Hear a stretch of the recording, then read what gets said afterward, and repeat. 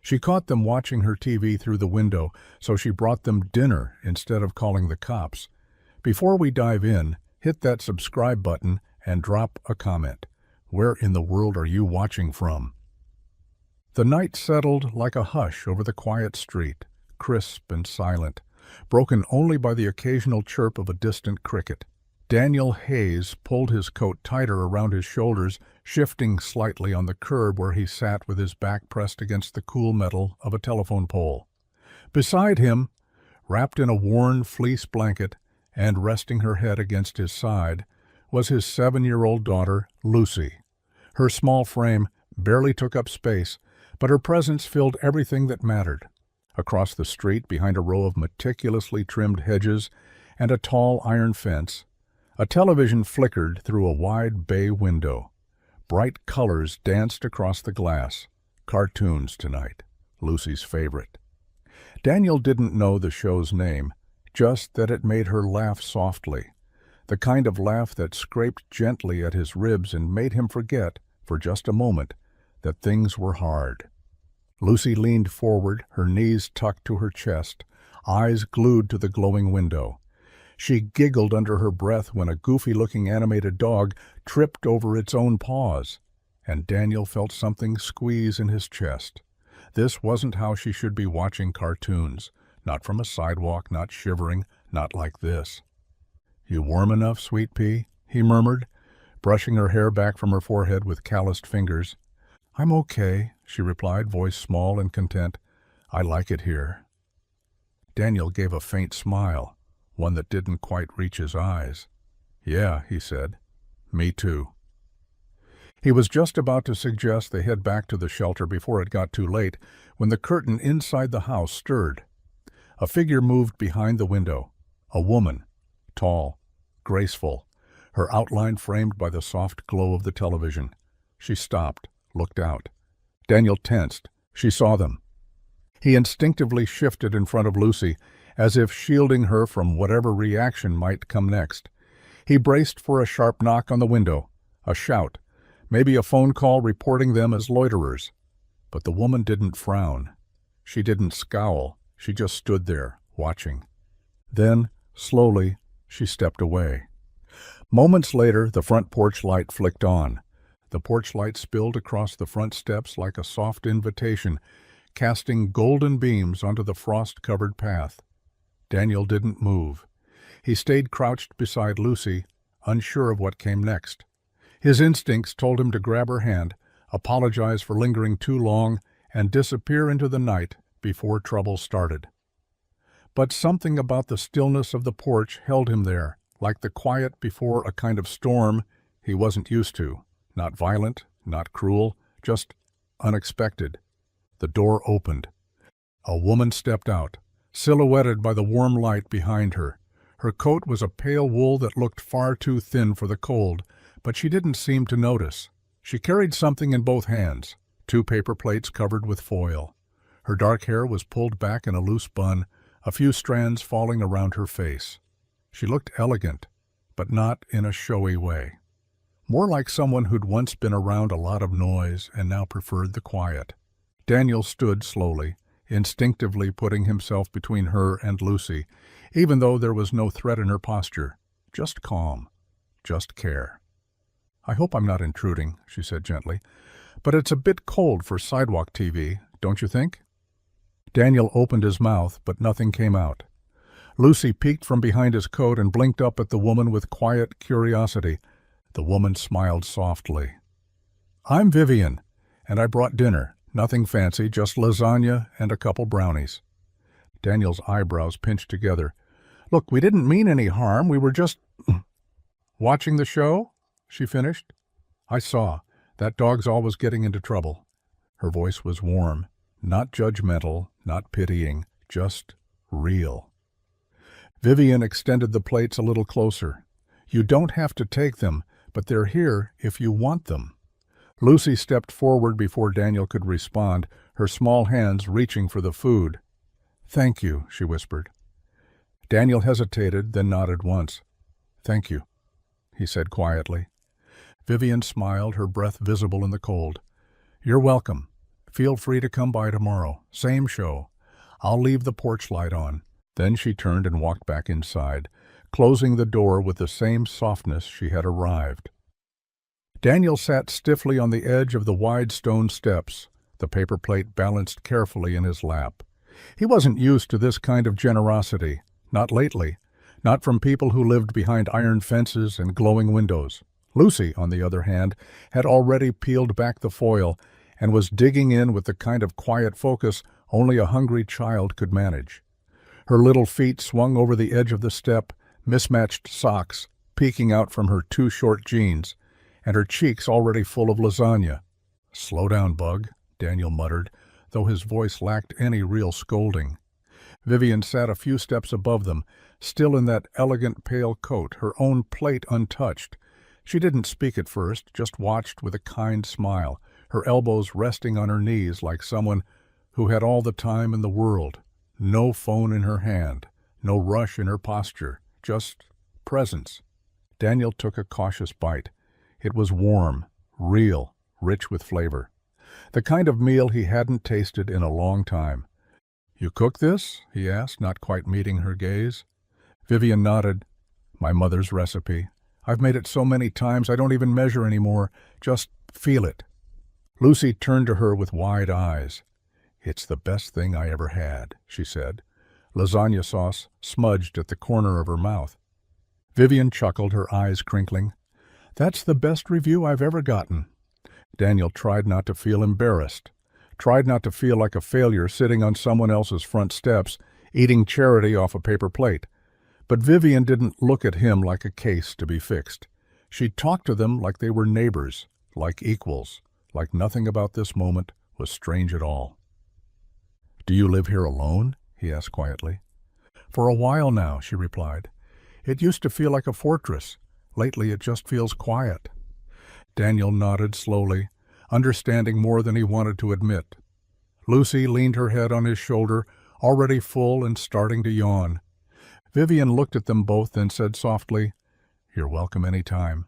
The steps aren't fancy, but the company's pretty good." And for the first time in a long time, Daniel didn't feel like leaving. The morning sun cut through the last of the mist, painting golden stripes across the quiet street. Vivian stood on her porch with a coffee mug warming her hands, the steam curling into the air. Across the way, just beyond the line of hedges, she spotted movement, steady, deliberate, and familiar. Daniel was kneeling in front of the Thompson house, sleeves rolled up, tightening the bolts on a leaning wooden fence with a wrench that had clearly seen better days. He worked in silence, lips pressed in a line, the same way he had fixed the ignition cable on her neighbor's car last week. No charge, no fuss, just a nod and a quiet, "Happy to help." And now here he was again, sweat on his brow before most of the town had finished breakfast. Vivian took a sip from her mug, unable to look away. He didn't know she was watching. She liked it better that way. There was something raw about the way he moved, focused, capable, as if every broken thing he touched gave him a reason to stay upright. She'd seen plenty of men dressed in expensive suits talk circles around solutions, but Daniel didn't talk. He just fixed. What she didn't understand was how someone so full of grit and decency could have so little. His coat was fraying at the seams, his boots were worn through, and yet when the Thompsons offered him money last time, he refused it with a half smile and a "just make sure that gate doesn't swing into the dog again." Vivian couldn't remember the last time someone had done something for nothing. She watched as Lucy skipped beside him, holding nails in her mittened hands like a trusted assistant. She wasn't laughing loudly or drawing attention, just humming, content in the shadow of her dad's quiet strength. Vivian's fingers tightened around her mug. In a world full of people trying to take, there was this man who gave, who stitched together his world with borrowed tools and silent sacrifice. And something inside her, a place she thought had gone numb years ago, started to ache in a way she didn't yet have words for. The mansion stood like a photograph, perfectly framed, meticulously composed, and entirely lifeless. Vivian stepped inside and closed the door behind her with a soft click, the sound echoing faintly through the cavernous foyer. Marble floors, white walls, art that belonged in a gallery, not a home. Everything in its place, everything pristine. And yet, as she walked through it, her heels softly tapping against the polished tile, there wasn't a single thing in the house that made her feel at ease. She set her purse down on the edge of a console table no one ever touched and walked into the kitchen, flicking on the pendant lights with a casual wave of her hand. The refrigerator hummed quietly. The countertops were spotless. The fruit bowl was full, but only because the housekeeper replaced it weekly. Vivian poured herself a glass of wine, not because she wanted it, but because the silence was too heavy without something in her hand. The television remained off, the fireplace cold. Upstairs, the guest rooms were freshly turned down, though no one had stayed in them for months, maybe years. Her bedroom was a showcase of luxury linens and curated lighting, but when she sat on the edge of the bed, it all felt like an empty showroom. A life that looked good on the outside but meant nothing once the doors were closed. She turned toward the mirror on her vanity, staring at her reflection.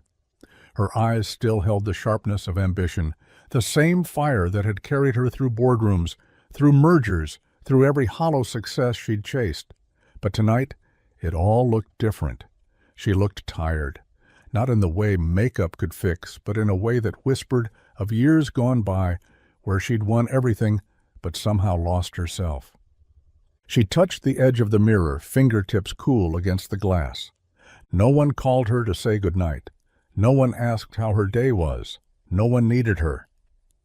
Except maybe, just maybe, a little girl who watched cartoons through a window, and her father, who fixed everything but never once asked for help. The garage smelled like gasoline, old rubber, and forgotten dreams. It was the kind of place where the radio played more static than music, and every socket wrench had a story. Daniel wiped his hands on a rag that used to be white but had long since surrendered to grease and oil. The cold crept in through the cracked windows, and the space heater by his bench wheezed like it had given up trying to be useful years ago. A '97 pickup was up on the lift. The owner had asked him to keep it alive for one more winter. Daniel nodded without promise. He always did, because in places like this, people didn't fix cars for style. They fixed them to survive. He ducked under the hood, muscles aching from another night on the floor, another morning on a stranger's fence.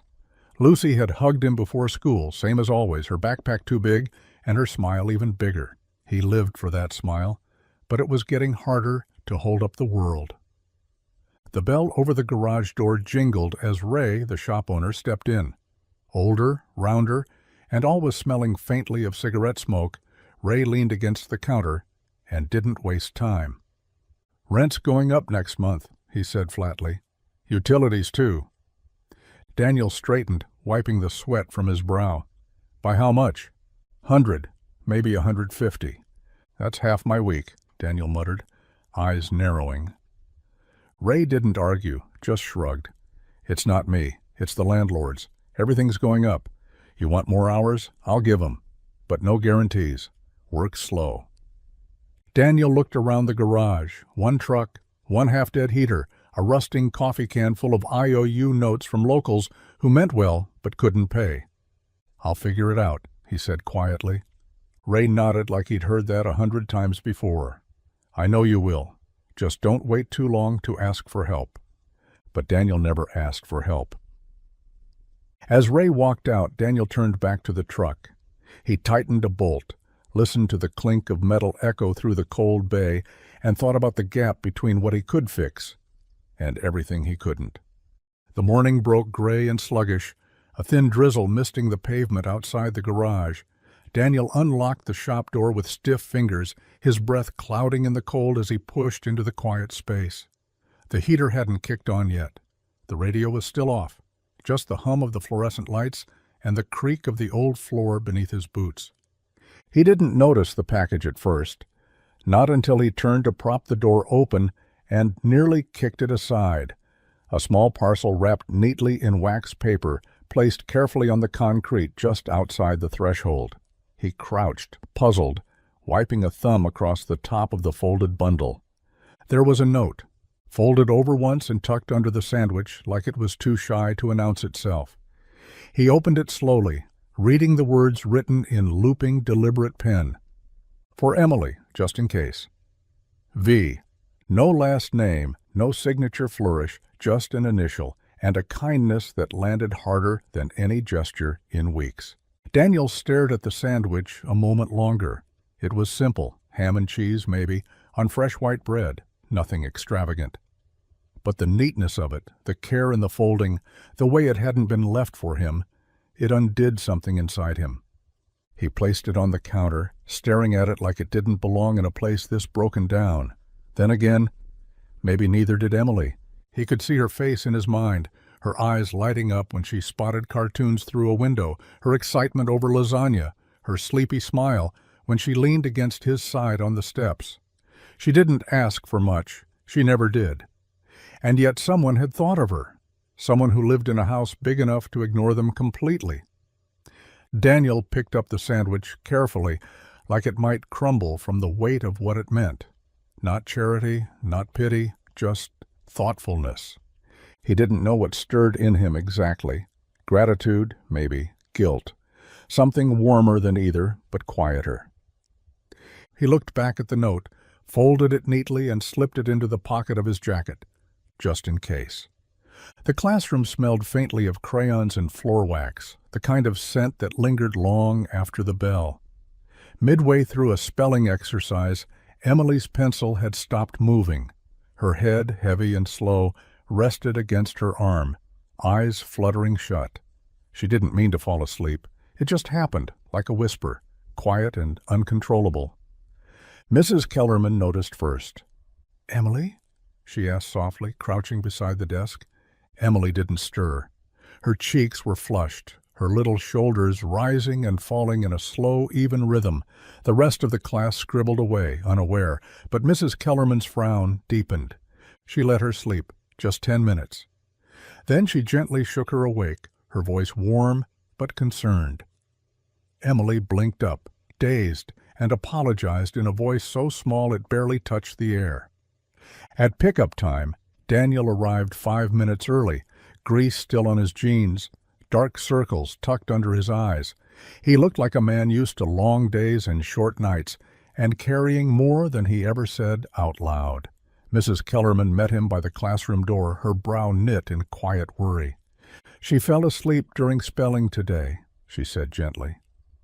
Daniel exhaled, scratching the back of his neck. "She's been a little under the weather," he lied. "Didn't want to miss school, though." Mrs. Kellerman hesitated. "Is everything all right at home?" Yeah, we're okay," he replied quickly. "Just some rough mornings lately. She'll be fine." Behind them, Vivian stood just inside the front office, sorting book drive donations into plastic bins. She hadn't meant to overhear, but when Daniel spoke, something in his tone, the way he said "we're okay" like he needed to believe it himself, made her pause. She watched him take Emily's hand, gently brushing her hair back, his voice soft as they walked away. He wasn't angry. He wasn't absent.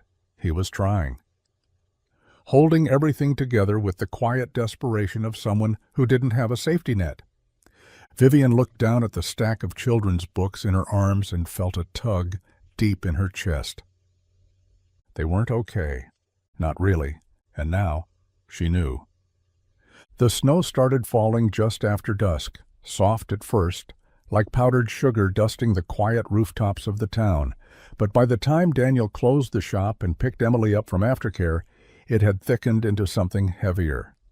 The kind of storm that whispered about road closures and power outages, the kind that blanketed everything before morning. He buckled Emily into the back seat of their old sedan, the heater groaning weakly as he turned the key. Her cheeks were red from the cold, her eyes glassy, and when she coughed, sharp and dry, he felt it in his chest. "Just the air," he muttered, trying to believe it. They didn't have far to drive. The shelter was only 6 blocks from the shop, but tonight, even 6 blocks felt uncertain. Visibility was shrinking. The roads slicked with black ice. When he pulled into the parking lot, Vivian's SUV was already there, tucked neatly into the last space. She stood near the entrance, wrapped in a long coat, holding something in her gloved hands, a thermos and 2 small bags. Daniel stepped out, wind slicing through his coat. "What are you doing here?"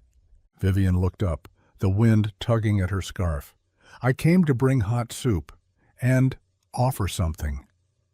He raised an eyebrow. "My guest house has heat, running water, blankets. You wouldn't be in the way." Daniel exhaled slowly, glancing back at the car where Emily sat curled under her jacket, another cough rattling her chest. "We'll be fine." "I'm not trying to save you," Vivian said gently. "I just hate the idea of her shivering through the night." He hesitated, pride tangled in his throat. Kindness always came with strings, or at least it had in his experience. But her face didn't carry pity, just quiet concern. "I appreciate it," he said finally, "but we've got a place." She nodded, stepping back. "If you change your mind, the porch light will be on." Later that night, after Emily coughed herself awake for the 3rd time and the shelter's generator sputtered to silence, Daniel pulled on his coat, lifted his daughter into his arms, and stepped back into the snow. The porch light was still glowing. What was supposed to be 1 night became 2, then 3. By the end of the week, Daniel had stopped checking the clock, stopped reminding himself this was temporary. And somehow, Vivian never brought it up.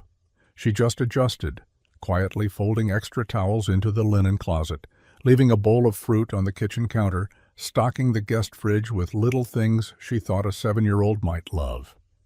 The guest house sat at the edge of her property, tucked behind a row of pine trees. It had once been meant for visiting relatives, though no one had visited in years. Now it had the warm hum of something waking up after a long, cold sleep. Emily adapted first. Children always do. On the 2nd morning, she padded across the hardwood floors in mismatched socks, twirling with her arms outstretched, pretending the living room was a ballroom. By the 3rd, she'd claimed the window seat as her reading nook, curling into the cushions with her blanket and a library book they borrowed from Vivian's shelf. Daniel tried to stay out of the way. He fixed the guest faucet when it sputtered, tightened a cabinet hinge without saying a word. He wasn't trying to be helpful. It was just how he moved through the world, one broken thing at a time. He still woke early, still showed up at the garage, still wore the same battered boots.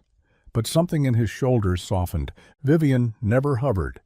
She didn't insert herself into their routines, but every evening she appeared at their door with something warm, soup, pasta, chili in a Dutch oven, and joined them for dinner.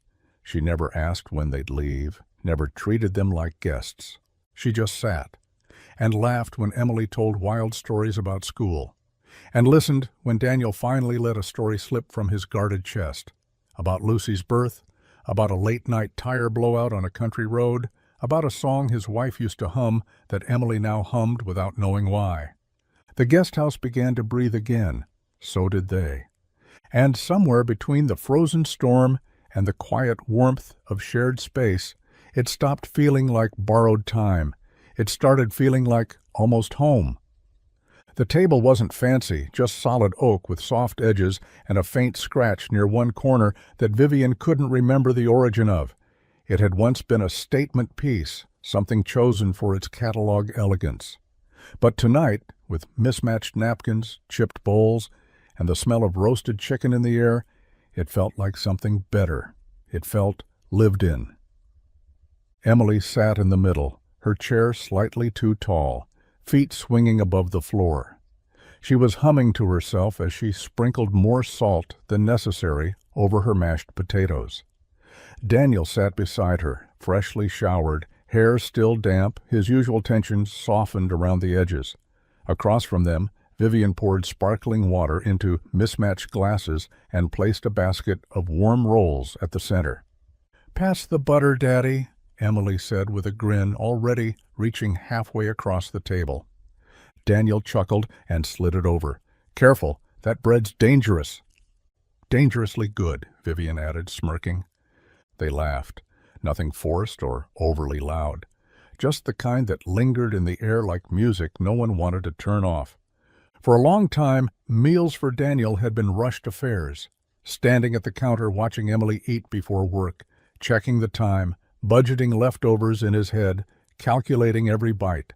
But tonight, the clock on the wall ticked without urgency. No one rushed. No one looked at their phones. No one kept track of what time the lights needed to go out. Vivian reached for the gravy, her sleeve brushing her glass, nearly tipping it. "Whoa," Emily gasped, giggling. Vivian caught it just in time and burst out laughing, really laughing, full-bodied and warm, the kind that came from somewhere long dormant. She covered her mouth, surprised at herself, eyes watering with joy she hadn't felt in months. Daniel just smiled and leaned back in his chair, watching her, the quiet hum of happiness settling somewhere deep in his chest. It didn't feel like guests and hosts anymore. It didn't feel like charity. It felt like something simple, something rare. It felt like family. The fire crackled low in the living room hearth, casting slow-moving shadows against the walls as the snow fell steadily outside. Vivian poured another glass of wine, the bottle nearly empty now, and slid it across the table toward Daniel, who accepted it with a quiet nod. Emily had gone to bed hours ago, curled up with her favorite book under a mountain of borrowed blankets. The house had since quieted, but the kind of quiet that wrapped around you, not the kind that pressed down. They sat across from each other, Vivian tucked into the corner of the couch with her knees drawn up, Daniel leaning forward, elbows on his thighs, cradling the glass in both hands. His eyes weren't as guarded tonight. The warmth from the wine, or maybe the warmth from something else, had softened the edges of him. Vivian broke the silence first. "You always fix things," she said lightly, "even things that aren't yours." Daniel smirked. Hard habit to break. She tilted her head. "Why?" He didn't answer at first, just stared into the fire like it had something to say. Then, slowly, he exhaled. "Because I couldn't fix the one thing that mattered." Vivian didn't press, just listened. "My wife," he said, voice low. "Her name was Rachel. She had this laugh, like she couldn't keep it in, even when she tried. Drove me crazy when she'd laugh in the middle of serious conversations." Vivian smiled softly, saying nothing. "She got sick fast, real fast. By the time we knew what it was already too late. Insurance didn't cover much. I drained everything, sold what I could, took every job that came my way." He paused. Still wasn't enough. Vivian's fingers tightened around her glass. "She died at home," Daniel continued, "on a Tuesday. Emily was 4, too young to understand why Mommy didn't get up from the couch." His voice cracked just slightly. "I swore I'd never take help again, because every time I did, someone expected something. A favor, a trade, a price." Vivian didn't reach for his hand, didn't offer platitudes.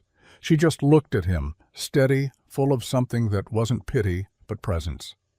"Then maybe it's time," she said gently, "for someone to offer something without asking anything in return." And for once, Daniel didn't argue. The garage smelled the same as always, warm oil, old tires, and the faint tang of metal dust. It was mid-morning, and Daniel was elbow-deep in a rusted-out engine that hadn't seen love in at least a decade.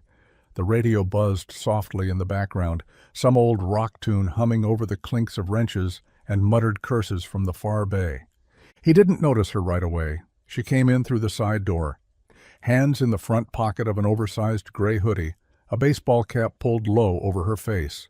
Jeans, sneakers, no heels, no tailored coat, just a woman blending in, on purpose. She walked over to the back shelf, eyeing the jumbled rows of bolts and parts with mild confusion. Her fingers brushed a greasy rag before recoiling with a quiet laugh. Daniel looked up from under the hood, wiped his hands on a cloth, and narrowed his eyes.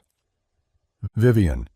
He didn't say anything, just watched as she moved like someone both out of place and stubborn enough not to care.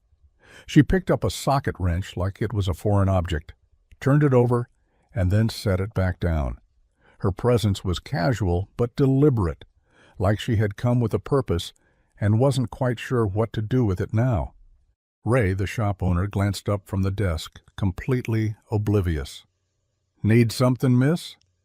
Vivian smiled politely. "Just here to help out." Ray shrugged. "Parts are a mess. If you feel like organizing, be my guest." Daniel finally stepped forward, grabbing a crate of loose bolts from a shelf beside her. "You're going to regret this," he said quietly, eyes twinkling. Vivian grinned. "I already touched something sticky." "Probably brake fluid." "Wonderful." They worked in a quiet rhythm side by side, sorting parts and labeling drawers. The guys didn't question her, just figured that she was someone's friend, maybe someone's cousin. No one saw the CEO beneath the hoodie, but Daniel did. And for a few quiet hours, she wasn't a woman behind a gate. She was just Vivian, elbows deep in rust, laughing softly as she tried to tell a wrench from a wrench extender, trying to belong in a world that was starting to feel like hers, too. The whispers didn't start loud. Just a few raised eyebrows at the diner, a pause in conversation at the grocery store. The kind of murmurs that floated just above the surface, waiting for someone to say what everyone else was thinking. Vivian Hartley, the woman with the gated driveway and the kind of last name that opened boardroom doors, was suddenly showing up in the most unexpected places. Arm-deep in motor oil at Ray's garage, sipping coffee at Rosie's diner, pushing a shopping cart beside a grease-stained mechanic and a bright-eyed little girl who never stopped talking. And not just talking, laughing, loudly, unapologetically, like the world was new again. Emily had become the town's little spark. Everyone remembered when she used to walk quietly beside Daniel, holding his hand like she was trying not to take up space. But now? She ran ahead, waved at every dog, and asked cashiers how their day was. People noticed. They always noticed when a child changed. And then there was Daniel, still humble, still worn around the edges, still fixing more things than he broke, but different now. Straighter, lighter. He didn't look like a man constantly calculating the weight of every decision. He looked like a man rediscovering breath. People asked questions without asking. "Isn't she that woman from the news? The car company one? What's she doing with him? They're not together, are they?" But it wasn't scandal they were sniffing for. It was a story, a reason, something to make sense of what they were seeing. Vivian stepping out of a pickup truck with her sleeves rolled, Daniel holding open a door for her like it was second nature, and Emily in between them, laughing with her mouth wide open like joy had never been optional. They didn't fit, not by any old map, but somehow the three of them looked more like a family than most families people knew. And in a town like this, that kind of connection didn't go unnoticed. It went straight into the hearts of everyone watching.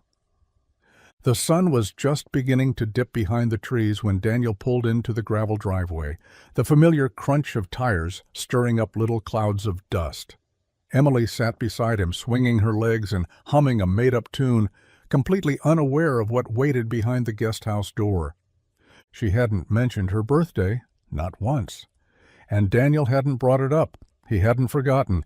He just couldn't bear to make a promise he might not afford.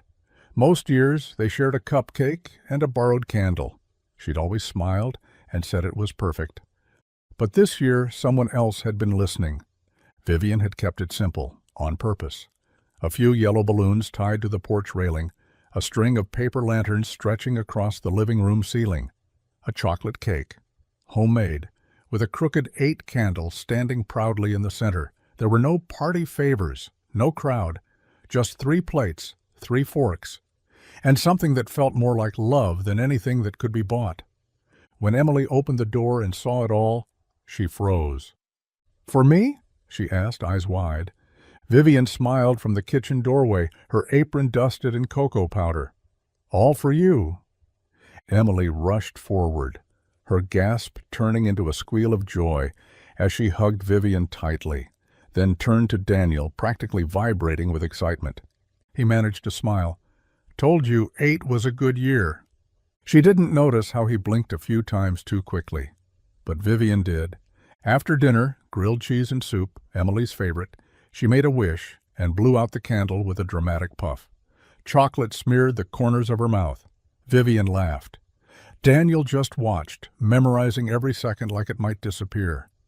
Later, when Emily was curled up in the living room with her new book and a blanket, Daniel stepped out to the porch for air. Vivian followed quietly, handing him a cup of coffee. He looked at her, voice low. "She's never had a party like that." Vivian didn't speak, just placed a hand on his arm, warm and steady, and Daniel, standing under the porch light, holding back tears he didn't want to explain, whispered, "Thank you," because he couldn't remember the last time someone made his daughter feel that celebrated. Or him that seen. The rain came down soft that morning, more mist than storm, painting the windows of the guest house in delicate streaks. Daniel stood by the sink, rinsing out his coffee mug, the smell of toast still lingering in the air. Emily was off at school. Vivian had insisted on driving her, and the house, for the first time in days, felt still. He heard the knock before he saw her. Vivian stood at the door holding 2 folders, dressed down in jeans and a light sweater, her hair still damp from the drizzle. She didn't wait to be invited in. She just stepped inside like someone who wasn't sure she had the right to ask, but was asking anyway. "I've been thinking," she began, setting the folders on the counter with a kind of gentleness that made Daniel wary. "About your shop, about what you're capable of." He crossed his arms, one brow already raised. "Vivian!" She opened the top folder. Blueprints. A layout of a new auto garage, sleek, practical, but familiar. Nothing flashy. Nothing with her name on it. Just opportunity. "I'd like to fund it," she said, steady but soft. "Land, tools, the building, no strings. A real shop. Yours." Daniel stepped back like he'd been shoved. "No." "Daniel." "No," he repeated, firmer this time. "I fix cars, not lives. I'm not some project." Vivian flinched, but didn't retreat. "This isn't charity. It's belief. In you." He ran a hand through his hair, pacing now. "You think just because you have money, because you're used to fixing problems by writing checks, that this is the answer? What happens when people think I didn't earn it, that I'm just some mechanic who got lucky?" She didn't flinch at his words. She just nodded slowly. "Then let them think what they want. You'll still be the one turning wrenches. You'll still be the one showing up every day. And the kids watching will see a man who built something real, even if someone helped him hold the first brick." Daniel stared at her, his pride clawing at his ribs, his past screaming in his ears. But somewhere deeper, something quieter, asked him to listen. To consider, maybe this offer wasn't pity. Maybe it was a beginning. The boardroom was cold in every way that counted. Glass walls, leather chairs, voices polished with power and sharpened with ego. Vivian sat at the head of the table, back straight, blazer flawless, but her grip on the pen in her hand had gone tight, too tight. They were discussing layoffs, again. Profits were stable, but not stellar, and apparently that was enough to justify cutting half the design team. The same team she'd built from the ground up, people with families, people with names. But here they were, reducing them to numbers on a spreadsheet. "You're letting sentiment cloud judgment," one executive said. Vivian looked up slowly. "I'm letting humanity interrupt arrogance." The room quieted for a beat, and then, like always, someone changed the subject, sidestepped, took the conversation back into the safety of margins and projections. Vivian stared at them, the heat rising behind her eyes. This wasn't why she built her company. This wasn't what success was supposed to taste like. She stood without another word, her chair scraping sharply against the floor. No one stopped her. They were too busy adjusting ties and pretending her departure wasn't a crack in the facade. By the time she reached her car, her hands were shaking, her throat tight. She drove without thinking, instinct leading her through streets still slick from morning rain, until the garage came into view. Daniel's garage. She parked out front, headlights still on, and just sat there. Mascara smudged, lipstick worn off, hair pinned but falling. For the first time in months, maybe years, she looked exactly how she felt, tired and raw and completely unsure of what she was doing. Inside, Daniel was wiping down a tool chest when the door creaked open. He looked up and stilled. Vivian stood there in heels that didn't match the mood, arms wrapped around herself, eyes red and unreadable. "I didn't know where else to go," she said, her voice a thread. Daniel said nothing, just stepped forward, slow and steady, and opened his arms. She didn't hesitate. She just let go. The rain had started again, soft and whispering against the metal roof of the garage, like the sky was trying to offer something gentle after too much weight. Vivian stood just inside the door, her breath still uneven, her posture all wrong for a woman so used to standing tall. She didn't speak, didn't explain, and Daniel didn't ask. He just looked at her, really looked at her. Past the ruined mascara, past the damp strands of hair clinging to her cheek, past the shell of the CEO everyone else saw. What he saw now was a woman unraveled, holding herself together by threads. And so he did the only thing that made sense. He stepped forward and wrapped his arms around her. No words, no questions, just warmth, just stillness. His chin brushed the top of her head as she melted against him, her hands gripping the back of his shirt like she needed something to hold on to, something real. And in that moment, he gave her all of it. His steadiness, his silence, his calm. She didn't cry, not loudly, but he felt the way her shoulders shook, the way her breath caught like it hadn't been allowed to for far too long. He didn't offer comfort with promises. He didn't tell her it would be okay. He simply stood there, solid and unmoving, while she borrowed his strength. Behind the curtain of the guest house window, Emily peeked out, small fingers curled around the edge of the fabric. She didn't call out, didn't interrupt. Just watched with quiet, wide-eyed wonder, like she was seeing something sacred she didn't yet have words for. A man who fixed broken things. And a woman who, maybe for the first time, let herself break in the right arms. Eventually, Vivian pulled back, her hands lingering against his chest, eyes searching his face as if trying to say something she didn't trust her voice to carry. Daniel gave a small nod, no need for anything else. That hug said everything. It happened on a Thursday, bright, crisp, and utterly ordinary until it wasn't. The garage door was halfway open, letting in the sun, when the black luxury sedan rolled up with a hum that didn't belong in a place like this. Daniel was bent over the hood of a minivan, wiping grime from his fingers when the door slammed shut behind the stranger. He was tall, pressed, and angry. The kind of man who'd never been told no and still hadn't forgiven the one who did. "Vivian here?" the man barked, striding toward the garage like he owned the place. Daniel straightened slowly, meeting the man's stare with steady silence. "She's not." The man's eyes narrowed, jaw flexing. "I'm not here for you, grease monkey." Daniel didn't flinch. "Then maybe don't shout in her driveway." Just then the door to the guest house opened, and Vivian appeared, jacket barely thrown on, her hair still damp from the shower. She froze the second she saw him. "Clark," she said, breath catching. Clark turned. "You've got to be kidding me," he said, motioning around him. This is where you've been hiding?" Vivian moved closer, voice low. "What are you doing here?" "I came to bring you back to your senses," Clark snapped. "Your board is concerned. I'm concerned. You disappear, turn your phone off, and then I find out you're living like this." His gaze flicked to Daniel with disdain. "With him."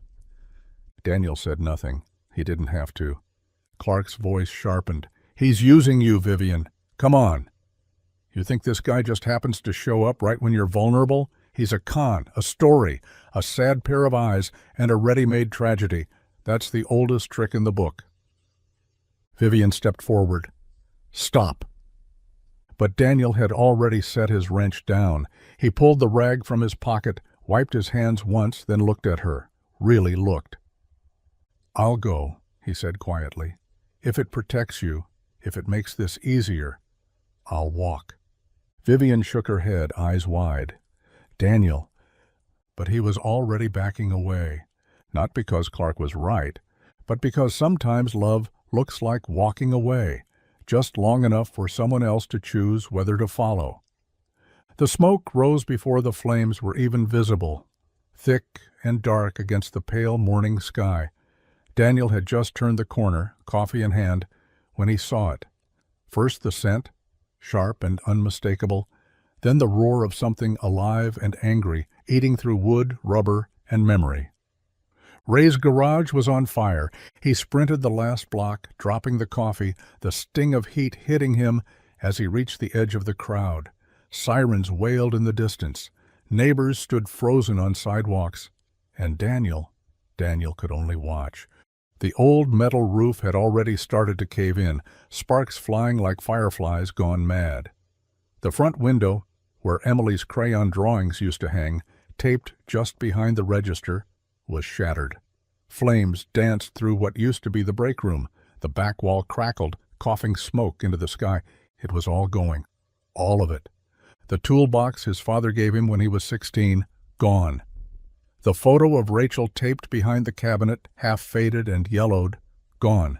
The workbench he and his dad had built together, carved initials still etched in the corner. Nothing but cinders now. Ray stood to the side, hands on his head, mumbling something about wiring, sparks, faulty circuits. But Daniel didn't hear him. Couldn't. Everything else was noise. He stepped closer, the heat pushing him back, the firemen yelling for him to stay behind the line. And he did. He stayed still as the world burned. Vivian arrived minutes later, breathless, coat thrown over sleepwear, eyes wide with shock. She spotted him standing in the middle of the street, smoke curling around his shoulders like a cruel joke. He didn't turn when she called his name, didn't flinch when her hand found his. He just stared into the wreckage, face blank. For a man who built his life fixing things, there was nothing left to repair. Only ash and silence. And the impossible question of what comes next when the one place you believed in, the one place that held your history, turns to smoke before your eyes. The smell of smoke still lingered in Daniel's hair, clung to his coat like it didn't know how to let go. The fire had long been extinguished, reduced to damp ash and twisted metal, but something inside him hadn't stopped burning. He sat on the curb in silence, the world around him a blur, voices, sirens, flickering lights. None of it reached him. Vivian stood a few steps away, watching him like someone who didn't know if they were allowed to step closer. She held something in her hand, small, silver, familiar. The keys to the guest house. She didn't speak right away, just stood in the settling quiet of early dawn, the first threads of light weaving through the smoke-hazed sky. When she finally moved toward him, she crouched down slowly, as if afraid he might shatter if she startled him. "I know you don't want this," she said softly, "but I'm not asking you to owe me anything." Daniel didn't look at her. She held out the keys, her voice steady but kind. "It's not charity, Daniel. It's home. And you're not just welcome, you belong." His jaw tightened. There was a fight in him even now. Pride clashing with exhaustion, independence colliding with everything he'd lost in a single night. But he didn't argue. He didn't push back. He just took the keys from her hand. No words, no thank you. Just a single nod, heavy, slow, full of everything he couldn't say. Vivian didn't need more than that. She stood brushing ash from her coat and waited, gave him space to rise when he was ready, not when she needed him to. And when he finally stood, she walked beside him, not in front, not behind, just there, side by side, through smoke, through ruin, toward something neither of them could name yet. But it would be warm, and it would be real. The scent hit him first, warm, sweet, unmistakable. Pancakes. Not the box mix kind he used to throw together in a rush, but the real deal. Buttermilk, vanilla, maybe even cinnamon. Daniel blinked against the morning light filtering through the blinds, a little confused at first. He wasn't used to waking up to anything but silence and the scrape of worry waiting just outside his ribs. But this morning, it was different. There was laughter. Emily's, not just a giggle, not just the soft, half-awake hum she sometimes made in her sleep. Real, unfiltered, belly-deep laughter coming from the kitchen. It bounced off the walls like sunlight. Daniel sat up, rubbed his eyes, and let the sound wrap around him. He swung his legs over the edge of the bed, bare feet touching the cool floor. No alarm clock, no siren in his chest warning him about rent, about broken tools, about the weight of 100 small failures pressing on his back. Just pancakes, just laughter. He stepped into the hallway and leaned on the doorframe, watching. Vivian stood at the stove, hair loosely tied, wearing an apron that had once belonged to someone's grandmother. She was flipping a pancake one-handed, while Emily danced around the kitchen with a wooden spoon, singing something off-key and ridiculous. "I told you we should have opened a breakfast place," Emily declared dramatically, brandishing her spoon like a baton. Vivian laughed, flipping another pancake with a graceful flick of her wrist. "We'd go bankrupt in a week. You'd give everything away for free." Daniel chuckled, and they both turned. "There's the sleepyhead," Vivian said, smiling. "Come sit. Yours are almost done." He raised a brow. "Is this normal around here?" Emily grinned. "It is now." And that's when it hit him. The ache in his chest wasn't dread. It was something lighter, something that didn't carry the sharp edge of survival. He couldn't remember the last time he'd woken up and didn't feel behind, didn't feel hollow. Today he felt full of warmth, of laughter, of a life that just maybe was finally starting to rebuild itself around joy. Vivian sat alone in her home office late into the night, the soft glow of her laptop casting shadows across the papers spread out before her.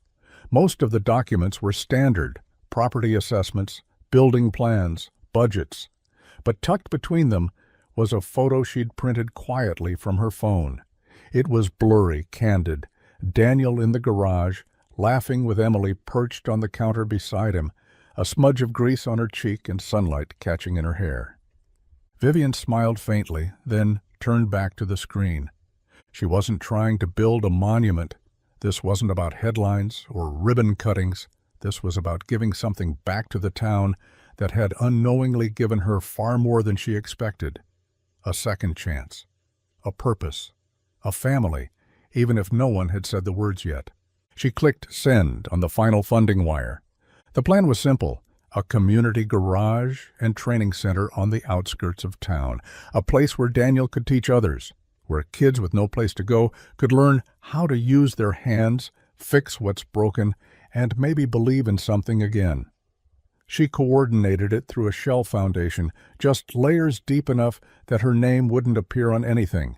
No news stories, no gold plaques. She didn't want recognition. She wanted Daniel to have a future that wasn't held together by borrowed tools and late nights. And more than that, she wanted Emily to grow up watching her father build something lasting, something that wasn't about surviving another day, but shaping what came next. The next morning, Daniel would get a call from the mayor. A grant had come through, they'd say. A quiet donor with a passion for trades and second chances. A space available for lease, dirt cheap, equipment included.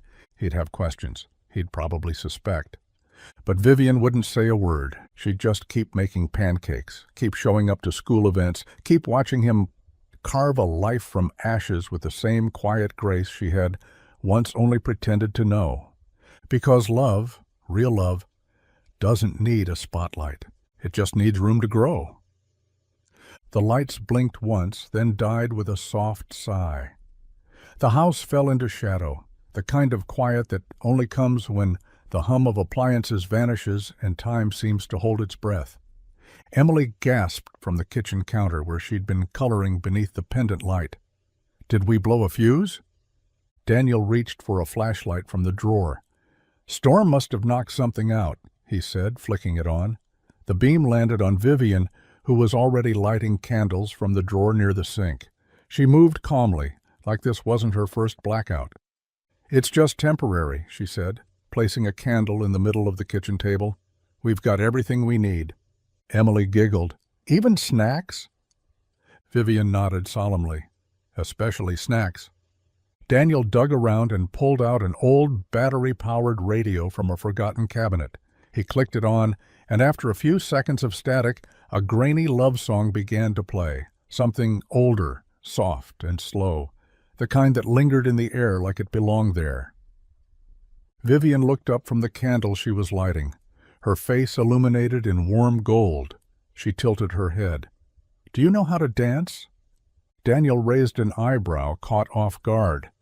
"Not unless you count high school gym class." "Perfect," she said, stepping forward and holding out her hand. "I'm terrible too?" He stared at her, flashlight still in hand, until Emily's voice rang out from the counter. "Come on, Daddy. Dance." He sighed, then smiled. He set the flashlight down, took Vivian's hand, and let her pull him into the center of the candlelit kitchen.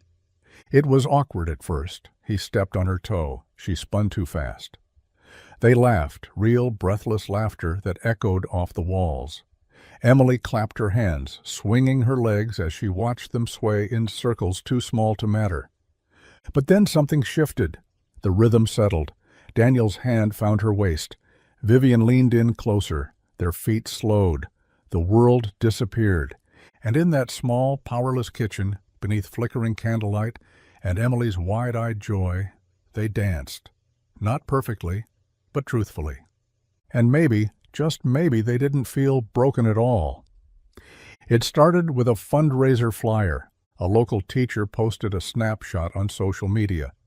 Emily holding a wrench twice her size, her hair in pigtails, standing proudly in front of the soon-to-open community garage. The caption read, "From watching cartoons through a window to building something beautiful, meet the heart of our town."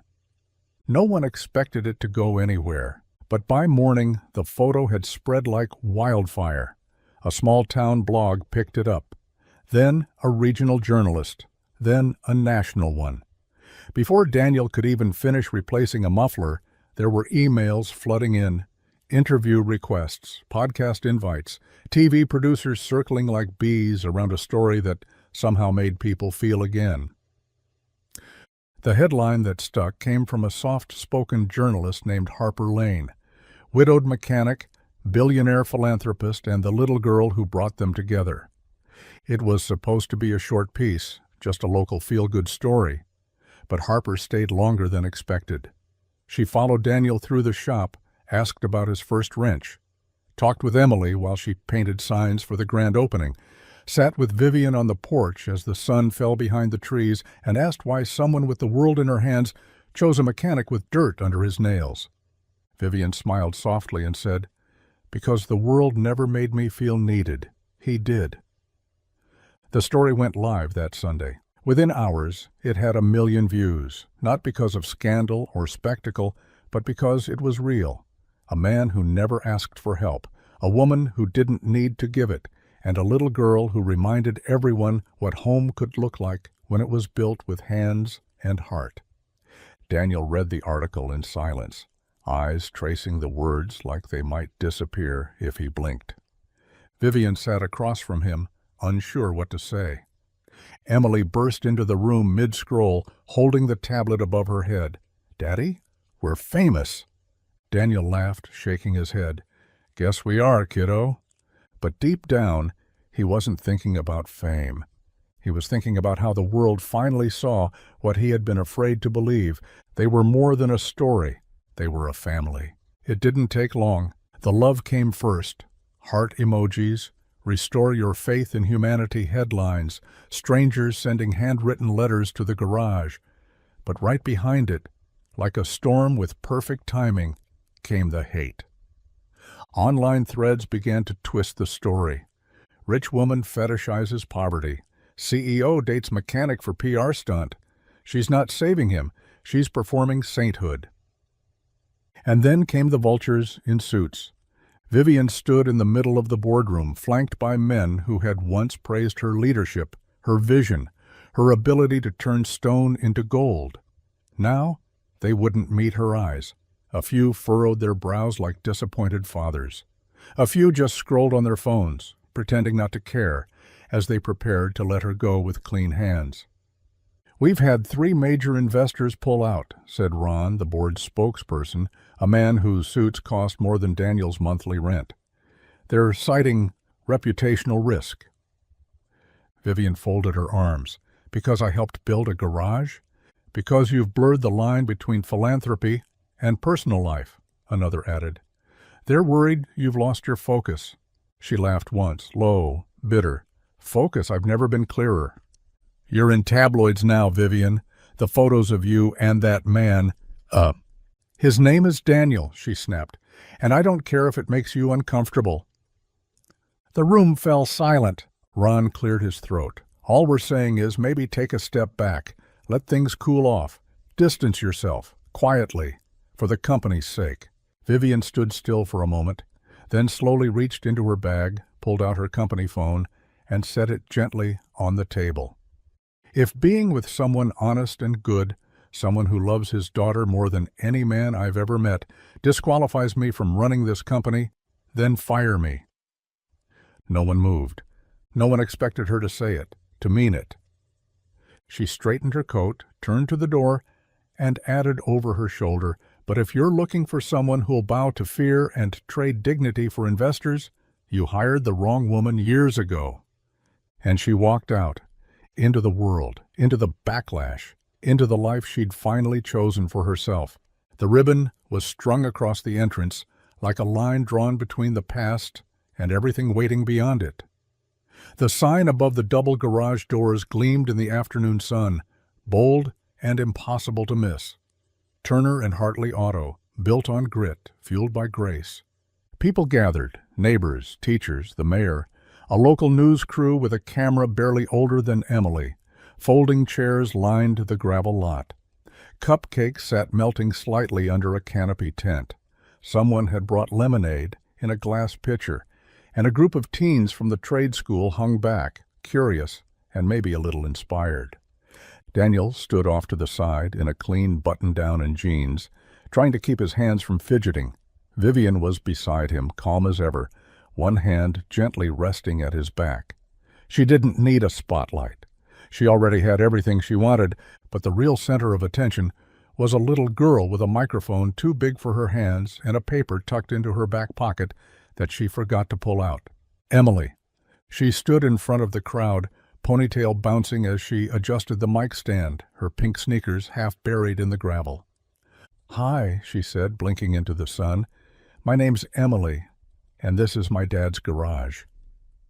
A soft murmur of laughter rolled through the crowd. "Well, it's not just his, it's Miss Vivian's too. She helped us, not just with money, but with, believing." Vivian pressed a hand to her heart. Emily cleared her throat. "A year ago, we didn't have a lot, just a car that broke too much and pancakes on weekends. We used to watch cartoons through other people's windows." She looked at her dad and grinned. "Now I get to ride my bike here after school, and sometimes my dad lets me hand him tools, even if I mess up the names." Laughter again, this time fuller. "My dad says things break. That's just life. But he also says broken things can be fixed if someone cares enough." She paused, looked down, then up again. Well, someone cared. Daniel wiped at his eyes before the tears could win. The applause that followed wasn't polite. It was real, raw, rooted in a town that knew what it meant to struggle and what it looked like to rise. The garage had opened, but what they'd really built was something bigger. The room sat unused at the end of the hall, sunny and quiet, with tall windows that looked out over the garden. It had once held storage boxes and an old treadmill that never saw its third mile, but now it smelled like fresh paint and possibility. Vivian stood in the doorway, a splash of pale yellow on her cheek and a paintbrush in one hand. The wall behind her shimmered with clouds, hand-painted in soft swirls, In the corner sat a bookshelf, already half filled with well-loved picture books, a basket of art supplies, and a beanbag chair shaped like a giant cupcake. She turned as Daniel stepped in, arms crossed, his eyes scanning the room. "You did all this?" he asked, voice low. She nodded. "Emily picked the color, said yellow feels like pancakes." That made him smile, just a little. "She's been through enough," Vivian added. "I thought maybe she deserved a space that felt hers." Daniel shifted uncomfortably, gaze lingering on the twinkling string lights draped above the window. "You didn't have to, "I know," she interrupted gently, "but I wanted to." He rubbed the back of his neck. "It's a lot." "It's just a room," she said softly.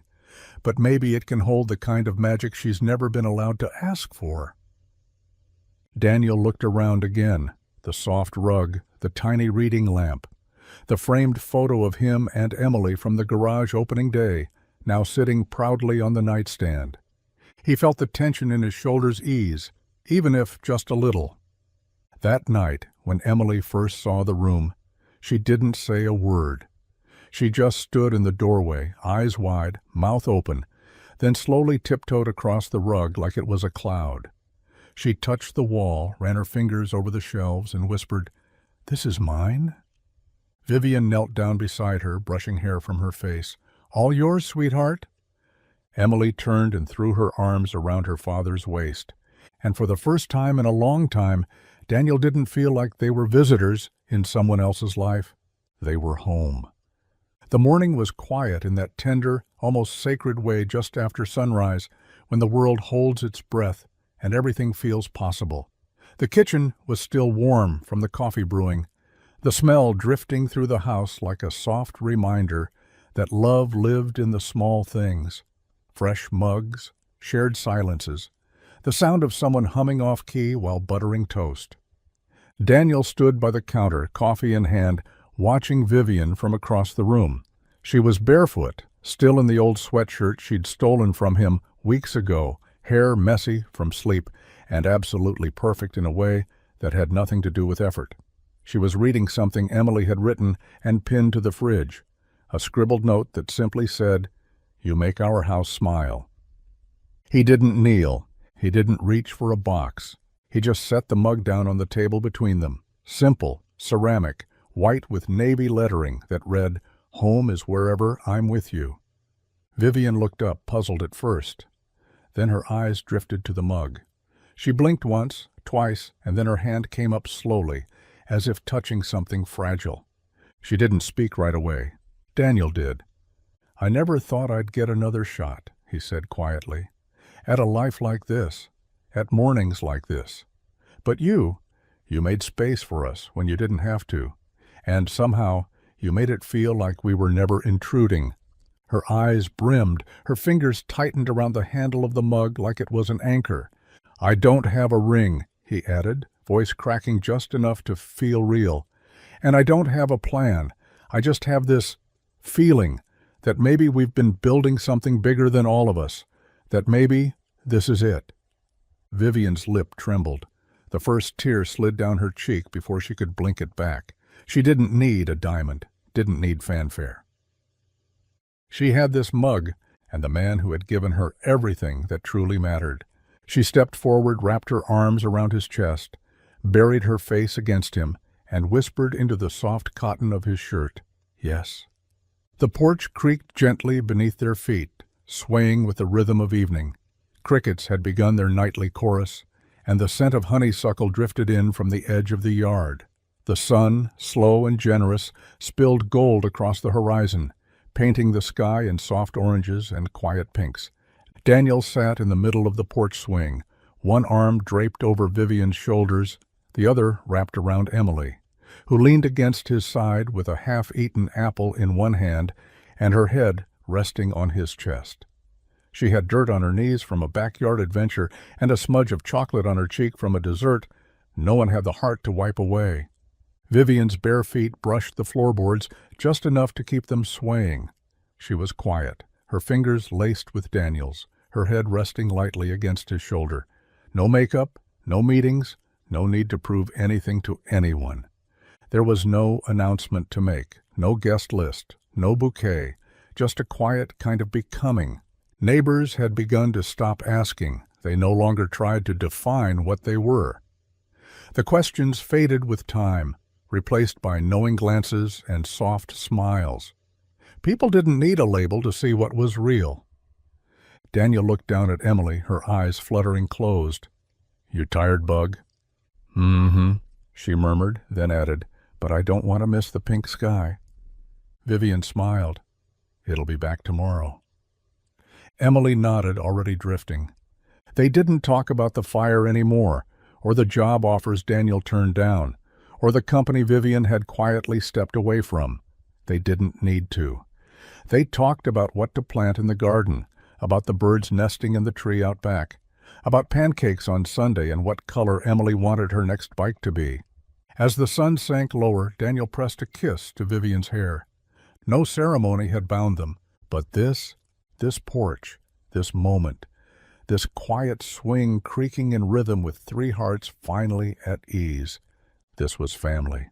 Long after the paint on the garage sign had faded and the wildflowers took over the edges of the driveway, the stories still floated through town, passed down from playground to porch swing, whispered by kids who barely knew the details but swore every word was true. They'd point to the house on the hill with its blue shutters and wraparound porch and say, "That's where it happened."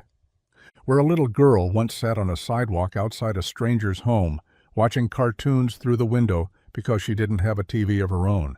Where her dad, a mechanic with grease on his hands and too much weight on his back, tried to shield her from the world and ended up stumbling into a new one. The kids would argue about the details. Some said the woman in the house was a queen who gave up her crown. Others claimed she was a millionaire who left her mansion behind to bake pancakes and plant wild tomatoes in the backyard. But what they all agreed on was this: love lived there. Not the kind in fairy tales, not the perfect packaged kind, but the kind built from ash and slow forgiveness. The kind born when someone opens their door instead of drawing the curtain. The kind where a mother isn't always the one who gives birth, but sometimes the one who sees you and stays. Every year on the same spring morning, the town would host a community breakfast at the garage. They didn't call it a fundraiser anymore. They didn't need to. People just came. For the food, for the laughter, for the glimpse of a little girl, now grown taller, who still wore her hair in pigtails and helped pour orange juice for guests like it was the most important job in the world. And somewhere in the crowd, Daniel would always be there, standing beside Vivian, her hand in his, watching Emily run between tables like she owned the place. Because once upon a time, she didn't have a room of her own. Now, she had the whole town. And the legend? It wasn't about wealth or luck. It was about a porch light left on, and what can happen when someone answers the door. The house looked nearly the same, though time had softened its edges. The shutters had been repainted once or twice, the porch swing replaced after years of weather and wear, but the bones were unchanged. The same warmth lingered in the wood, the same hum of life buzzed through the flower beds, and the same soft creak of the screen door floated on the breeze when someone stepped outside. Emily stood at the edge of the walkway, her hand wrapped around a smaller one, tiny fingers that gripped hers with the trust only a child could give. Her daughter, Claire, bounced on her toes, her curls springing with every step. "Is this the house, Mama?" Claire asked, squinting up at the wide front porch. Emily smiled. "This is it." They walked slowly, not because of age or fatigue, but reverence. Claire skipped ahead to the bottom step, then turned back when she noticed her mother had stopped just short of the porch. Emily's eyes drifted to the bay window, the one that still framed the living room like a picture. The same spot where, so many years ago, a little girl in a too-big coat had sat on the sidewalk and watched cartoons from the cold, uninvited, unnoticed. Until she wasn't. Claire followed her gaze. "What are you looking at?" Emily knelt, brushing her fingers through her daughter's hair, Her voice was soft but clear. That window, that's where I saw my first miracle. Claire's eyes widened. A real miracle? Emily nodded. I didn't know it then. I just knew someone opened a door when they didn't have to, gave us pancakes, made us feel like we mattered. Claire looked at the house, eyes full of wonder. Is that where you met Grandpa? A smile bloomed on Emily's face, full of old warmth, of bittersweet memory, and the quiet kind of joy that grows with time. That's where he became my hero. They stood together, generations wrapped in sunlight and old stories, and behind the window a new light flicked on, just like it always had. Still welcoming, still home.